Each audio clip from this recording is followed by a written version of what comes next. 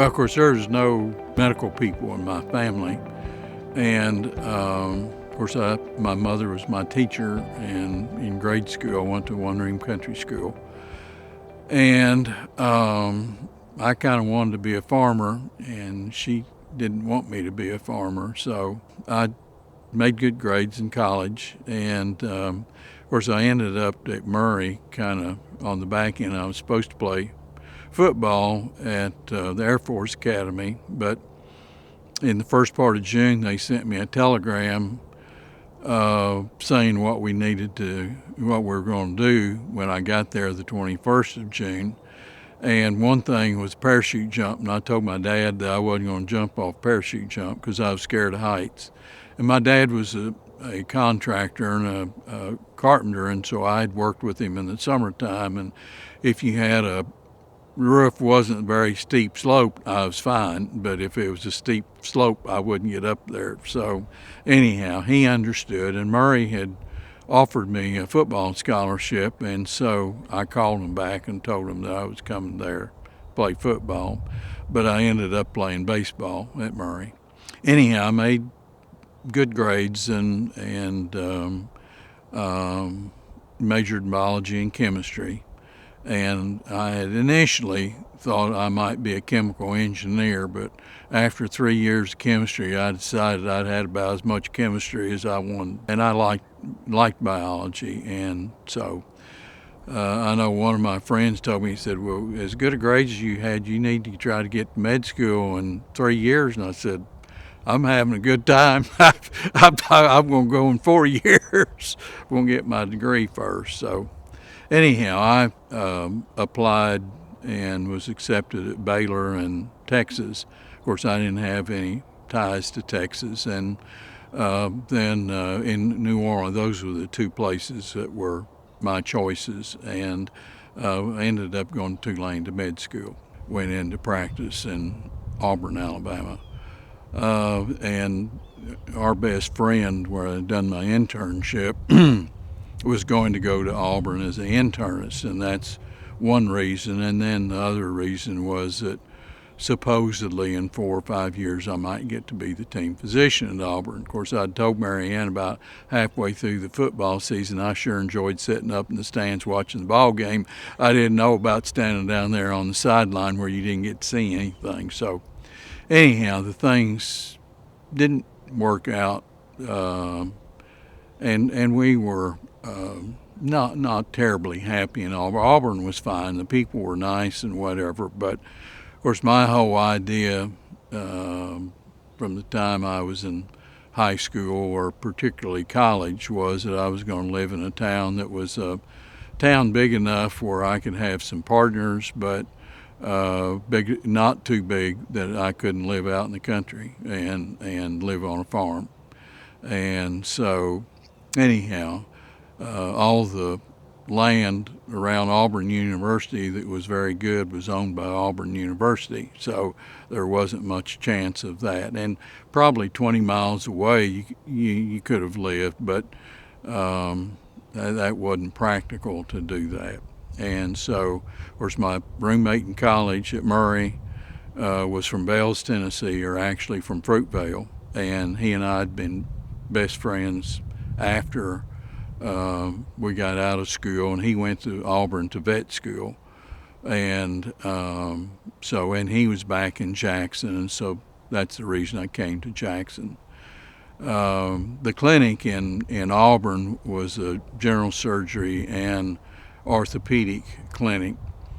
And so when we came to Jackson initially, I was supposed to go into a multiple specialty clinic, but I wasn't sure with my personality that was going to kind of be what I wanted to do, and so I decided to go out on my own. Of course, didn't have any money and didn't have a building or what have you. So about 3 months before I was going to start working in Jackson, I decided to go out and practice by myself. And Ken Brassfield renovated or fixed up a little bit.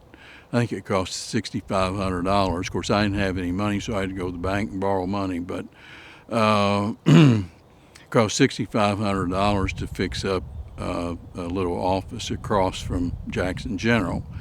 And so it was an old motel, and there was a flower shop on one side, my office on the other side, and the barber shop back in the back. And my rent was $275 a month. Dr. Hornsby came about 15 months after I started. I started in 1973, and so of course the clinic wasn't big enough for me, let alone for another partner, but we managed to work it out. We worked every other day in the clinic, one of us did. And so then we got the property over on Roland, and we got that, had to be rezoned and what have you, and Jimmy Exum was very influential in getting that rezoned for us and what have you. And so then we finished that building, and then Dr. Everett came a year or two after that. And so we were there. Dr. Cobb came about 3-4 years after Dr. Everett. And then we were going to get Dr. Johnson in 1990. And the clinic wasn't going to be big enough then. I don't think Dr. Cobb ever had an office over at that clinic either, over on Roland. So Dr. Hornsby, along with the architect and what have you, built the building where we are now on 24 Physician Drive. And so, of course, now we've outgrown that clinic considerably as well, but it did take care of us for several years anyhow. That was 1990 when we moved in that building. When I was in Auburn, when I was still doing my residency, we did not do total joints, total hips or total knees. My chief wouldn't do them, wouldn't let us start doing them yet because there was too many complications. He wanted to get things straightened out first before we learned how to do them. So I had a lady who needed to have a total hip, so I had to go back to Greenville, South Carolina and watch people do them a couple of days and then go back and do one. In 1979, I believe it was, the people started doing arthroscopies, and there was a Dr. Lanny Johnson in Michigan, and I believe he was in Lansing. And so I went up there in January, so I spent a week with him, so I had to really want to learn how to do that, to go up to Lansing, Michigan in January. And he was very nice, and he was a very good surgeon and what have you. So, when I started to do them, the hospital, Jackson General, said it was experimental, and so I had to buy my own equipment, and I had to buy my own TV and cameras, and had to buy everything. Well, then the cameras never did work right, and so I had to do it like you would do a TUR and just look through the scope. So I always ended, because I did it, and then finally about 2 years later the hospital got the scopes that would work for people, but I just kept doing it because I used a smaller scope so I could really see in the back of the joint better than I thought that people could with the TV cameras. So in doing knees, I always looked through the scope.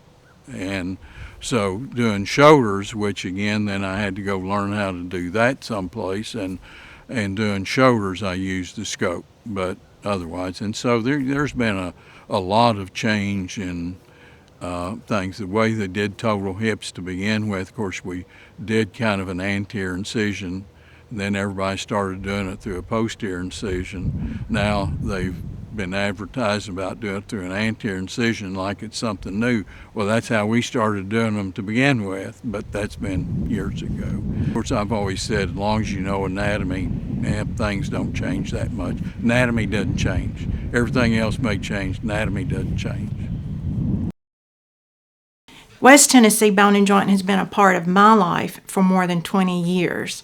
In 2000, there were 4 surgeons, a little more than 20 employees, and 1 computer. Now, West Tennessee Bone & Joint Clinic has 33 providers and 20 of them physicians with approximately 250 employees. Prior to coming to West Tennessee Bone and Joint, I worked at Jackson General or West Tennessee Healthcare for almost 1 year. And I met some of the physicians while working there, and they were looking for a practice administrator. Prior to that, I managed clinics in Birmingham, Alabama, where I met orthopedics, and I worked with different specialties, and orthopedics has always been, I know biasly, my favorite because I felt like I could relate, and I enjoyed working with the surgeons. I started managing the surgery center in 2018, right before we finished the construction. We started construction in 2018 for the additional 2 OR suites and renovation of the lobby and adding the business office.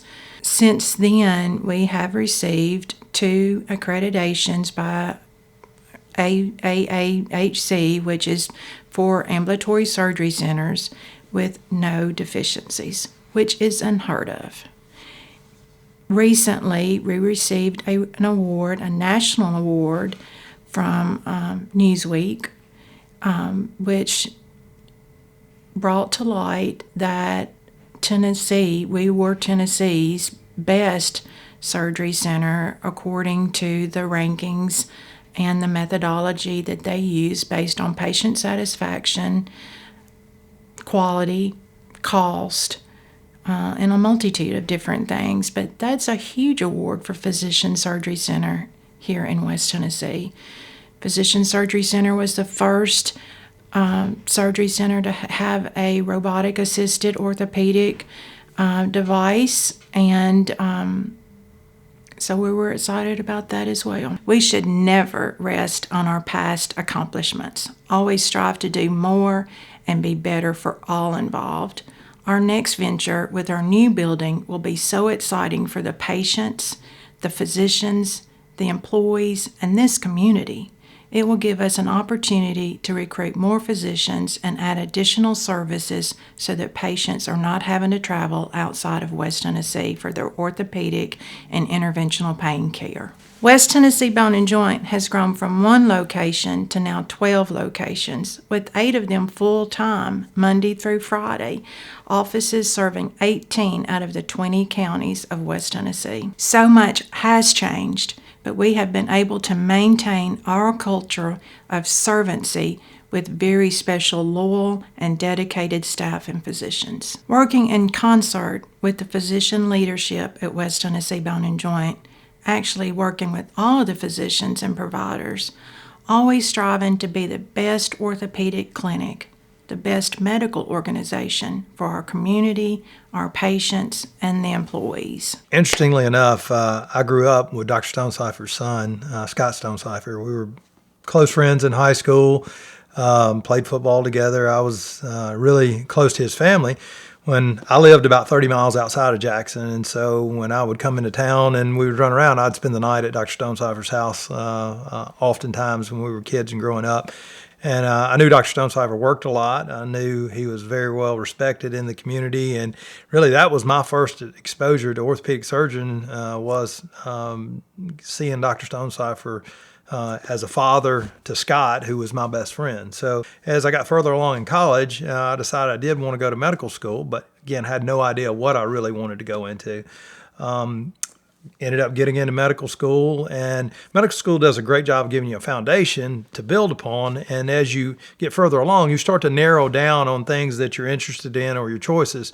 And it became apparent to me that I liked working with my hands. I liked doing things. And then in the back of my mind, I think probably there was some level of this pinnacle that I had always held Dr. Stonecipher and his profession and respect and esteem in the community at. And so that kind of attracted me to orthopedics. And then as I got around got more exposure to orthopedics, I realized it's what I loved and what I felt like I was meant to do. And so once I started residency, never looked back. And to this day, I mean, I feel like I'm doing what I'm meant to do. Medicine is changing very quickly, and to some degree, everything changes. We know that, but medicine in particular has changed dramatically over the last 20 years since I've been a surgeon. I think one of the shifts we're seeing is medicine's turned to a more customer service oriented business.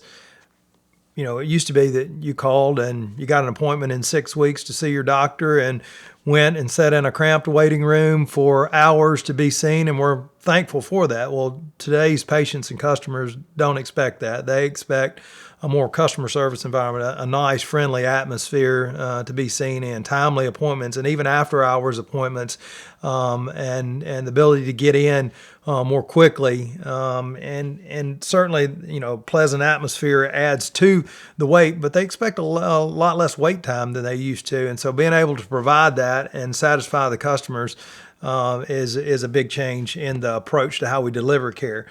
Telemedicine and electronic medicine has changed a lot, certainly with COVID and the way we had to offer, the way we delivered care. Some of that is going to stick. Some of that is for the better of how we deliver care, particularly in a rural area like West Tennessee, where we have people who may be driving an hour and a half in to see us. If we can deliver that care over the phone or over a video chat to give them their MRI results or make our recommendations of treatment, I think that's something that the market has changed and is now a lot more in demand. As you forecast forward, I think that's going to continue and even grow. And there's even a market for, to a certain extent, healthcare tourism in the future, where patients come into your area simply for surgery and then you deliver the rest of their care remotely. I had a patient from Jacksonville, Florida, come in, heard about me through the company that her husband works for. She came in on a Sunday, saw her on a Monday, did her surgery on a Tuesday, and she went back on Wednesday. I've not seen her again. All of her follow-ups been through video chats. She sends me the x-rays, and again, she's very happy. So I think there's going to be more of an opportunity for that to provide care in a way that's accessible and easy for a person who's very busy or is not in our immediate area. There's also a change from the payer's perspective. The federal government, Center for Medicare Services, and all your insurers, they're looking for something different out of us also. The patients, from their perspective, they're looking for that customer service-oriented approach. The payers are looking for value. They're not looking for just getting someone a knee replacement. They're looking for who can get them a knee replacement with fewer complications, with a better outcome, more efficient care. And so there's a lot to be said for as a group, a growing group, in the future, being able to manage patients better, to provide a better value to the payers, such that they have fewer complications, that they get better faster, require less services down the road because they got a better outcome. And that's where I think the robot comes in, being able to do a better job, frankly, with the operation we're trying to do. And the analogy I use when I'm explaining to patients is I can take someone who's a really good marksman with a gun on iron sights, and I can put a scope on that gun, teach them how to use a scope. They're going to be a much, much better marksman than they could ever be using iron sights. And that's a little bit how the robot is. We used guides to make our cuts and make our decisions in surgery prior to this. These guides were good, but they could only be so good. They had significant limitations. The robot takes that degree of accuracy to a whole nother level. It squeezes the bell curve. The outliers that we used to have don't really exist anymore, and our ability to shoot for perfection is really high, and oftentimes achieve very near perfection with the robot. We couldn't do that. We might every now and then be able to achieve perfection, but now our expectation is perfection on it. That translates into outcome. That translates into, less pain immediately after surgery, faster range of motion, higher functional level afterwards, and ultimately less need for care afterwards, which again, if you translate that back to what I was saying from the payer's perspective, the government keeps up with how much it costs Dr. X to do this procedure and Dr. Y. And in the future, patients will be steered toward centers that are able to provide care that's more efficient, with higher outcomes and ultimately less costs. And we're seeing that as private enterprise enters into the healthcare market. Amazon, Walmart, your major industries are now, they're trying to steer their employees to centers of excellence where they know that the quality of care is higher, the outcomes are better, and the cost and efficiency of care is better. At Bone and Joint, we've already entered into one Center of Excellence program with Cigna Healthcare and are continuing to explore that, because I think the future is there, that if you can provide that care that has those great outcomes, then we're going to end up with more patients coming to see us. But the robot's just one piece of that puzzle and how to get that better outcome. And I think the key thing with that is being able to be on the cutting edge, but not the bleeding edge, as they say. You don't want to jump on every new thing that comes down the pipe, because some of those are going to, once the dust is settled, they're going to be mistakes, or they're going to be not what they were cut out to be. So making those decisions to adopt new technology is something we take very serious, and we do very aggressively, but we also do with a mix of caution to make sure we're not going down a road that's going to turn out to be a dead end. At Bone and Joint, we want to encompass the entire spectrum of orthopedic care. We want to start from the patient who doesn't need surgery and be able to provide them the full spectrum of care that they need, to the patient who needs surgery. From a surgeon's perspective, we want to cover all the disciplines with experts in their respective fields, so that if a patient has complex hand needs or complex shoulder needs, complex foot and ankle needs, that we're able to provide that care here locally without them having to go to Nashville or Memphis. So we continue to strive to be able to do that. And as older surgeons retire and newer surgeons come in, we keep in mind what our needs are and what the community needs are to make sure that we can provide the best experts in their respective fields here locally. Diagnostics is very important. We've got to make sure our MRIs and CT scanners are available to get scans done quickly and timely, because at that point the patient's hurting and needs care. So our diagnostic department is very important to us. As we move forward toward a new facility, we're going to expand our diagnostic capabilities. We'll have 2 MRIs in-house, as well as CT scanning and obviously X-ray and other diagnostics. And then from a surgical standpoint, over the last 10 years, that has been a huge part of what we've expanded into and been able to thrive in, is our outpatient ambulatory surgery center. Our ambulatory surgery center is now ranked as the best in Tennessee and one of the best in the nation. We're not done. We're going to continue to improve with that. So for the patients that need that surgical care, we want a state-of-the-art facility with state-of-the-art technology, a comfortable customer service-oriented environment that allows us to give them the best experience. Surgery is a tough time for families. It's expensive. It's frightening oftentimes. It involves, significant downtime and off work. And so we want to make sure that we're able to make that as not, I don't want to say pleasant, but certainly as less stressful as possible to the patients with that encounter. And then on the rehabilitation side, after surgery, we want a robust, expansive physical therapy department that's able to provide all the needs, be it for the pediatric patient or the geriatric patient or the 18-year-old sports medicine athlete that's had an injury and we're trying to get them back on the field. So the rehabilitation side of it is also something that's very important on our service line that we're going to continue into. And as we dream and move forward about our new facility that we're planning and getting ready to break ground on, all of these are going to be key. From the environment we're going to see patients in, customer service oriented setup, to having all the experts under one roof and able to provide the care locally that the patient doesn't have to travel for, the diagnostics in-house, and then ultimately our surgery center experience and rehabilitation experience. That's all going to be a big focus as we plan for our facility in the future. West Tennessee is sports crazy, and I have 3 kids, 1 in high school and 2 in middle school. My family is sports crazy, and I don't apologize for that. I think it's a good thing, and it teaches kids a lot. But one of the things that comes along with sports is athletic injuries, and again, that's difficult for parents like me who are perhaps overly involved in their kids' sports. But it's also very difficult for the kids that have worked and dedicated a huge amount of time, years and years, to achieve a spot on the high school football team or high school basketball team. And when they have an injury, it's very traumatic to them. And so our approach to that is that we want to be quickly available. When an athlete is injured, they don't want an appointment 3 weeks later. They want an appointment the next morning. That's what we do. We have liaisons with all the athletic trainers in the area to make sure those patients are seen quickly, evaluated, and treated.